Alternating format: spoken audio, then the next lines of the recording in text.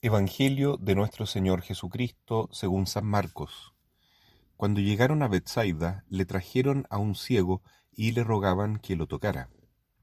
Él tomó al ciego de la mano y lo condujo a las afueras del pueblo. Después de ponerle saliva en los ojos e imponerle las manos, Jesús le preguntó: ¿Ves algo? El ciego, que comenzaba a ver, le respondió: Veo hombres como si fueran árboles que caminan. Jesús le puso nuevamente las manos sobre los ojos y el hombre recuperó la vista. Así quedó curado y veía todo con claridad. Jesús lo mandó a su casa diciéndole: Ni siquiera entres en el pueblo. Palabra del Señor. Vemos en este Santo Evangelio de Marcos, capítulo 8, la curación de un ciego, el ciego de Betsaida, que se produce de un modo distinto, original, diferente a las otras curaciones y también curaciones de ciegos, como el de Jericó, por ejemplo, que clamaba por su propia liberación. Aquí otras personas le llevan a este hombre que está ciego y le piden que lo toque. Parece que en esta etapa de la evangelización muchos consideraban, sobre todo después de la curación de la hemorroísa que tocó los flecos del manto de Jesús, que bastaba tocar a Cristo para obtener la salud, la salvación. Y eso también lo podemos ver de un modo significativo. Si Jesús nos toca, si nos dejamos tocar por Jesús, Él nos puede cambiar, nos puede traer vida nueva. Es como cuando recibimos la comunión. No quedamos igual que antes de tocar a Jesús con nuestra lengua y comer el cuerpo de Cristo. Obviamente no quedamos igual cada vez que el agua del bautismo nos toca, nos lava y pasamos a ser hijos de Dios. No quedamos igual que antes cuando nos tocan las palabras del sacerdote, que son el signo visible del perdón de Dios en el sacramento de la confesión. No quedamos igual, por cierto, después de la unción o del crisma, de la confirmación o del orden sacerdotal o de la unción de los enfermos.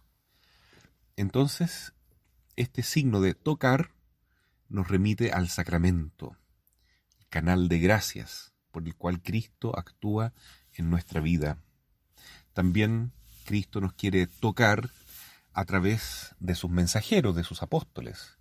Vayan y anuncien a todos la buena noticia, a todos bautícenlos en el nombre del Padre, del Hijo y del Espíritu Santo, y enséñenles lo que yo les dije. Sanen enfermos y expulsen demonios en mi nombre. Es decir, Jesús tiene este máximo sacramento que es la Iglesia, la comunidad de los creyentes, para seguir tocando el mundo. Ayer nos hablaba del fermento. Existe una levadura mala, pero también la Iglesia está llamada a unirse al mundo, no para masificarse, sino para servir de levadura, para obtener que el mundo se transforme. En fin, este signo de tocarlo es lo que realmente la gente interpreta como sacramento de salvación. Efectivamente, Cristo lo toma, lo toca y lo lleva afuera de la comunidad, simbolizando tal vez que antes de recibir este milagro, ya que el ciego no lo ha pedido, son otras personas que lo han llevado, Cristo quiere despertar la fe en el hombre, y para eso necesita intimar con él, tener un momento de cercanía, de proximidad, de privacidad también, para poder darse a conocer a este hombre tal como es Jesús. Por eso el Señor muchas veces se nos presenta en momentos de oración, en momentos de contemplación, de inspiración, de meditación, en que estamos pensando en Jesús y Jesús está pensando en nosotros. Para eso debemos apartarnos de la comunidad un poco, salirnos del mundo, salirnos del ruido y entrar en comunión con Cristo en la intimidad.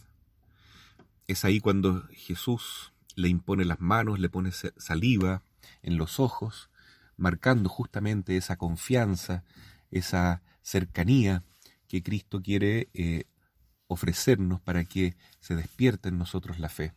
¿Ves algo?, le pregunta, y comienza a ver algunas cosas. Ve hombres, pero los ve como árboles que caminan, es decir, no logra distinguir todavía bien qué es la realidad y cómo se puede ver y comprender, interpretar bien lo que se está viendo. Para algunos padres de la iglesia y doctores de la iglesia, esto es el signo de la persona que se convierte, que sale, por ejemplo, en este caso, del judaísmo, que veía todo lo que estaba en el Antiguo Testamento, pero no lo podía entender. Era como mirar árboles que caminan en vez de observar personas. ¿Por qué? Porque solamente a la luz de Cristo, en contacto con Jesús, se puede entender bien toda la historia sagrada que está escrita en el Antiguo Testamento, y toda la historia del universo y la historia personal de cada uno de nosotros cobra verdadero sentido cuando entramos en contacto con Jesús. Seguramente a estas alturas el ciego ya cree en Jesús, ya le ha entregado su corazón al Señor. Lo podemos descubrir eso de manera implícita, entre líneas, en este evangelio precioso de Marcos.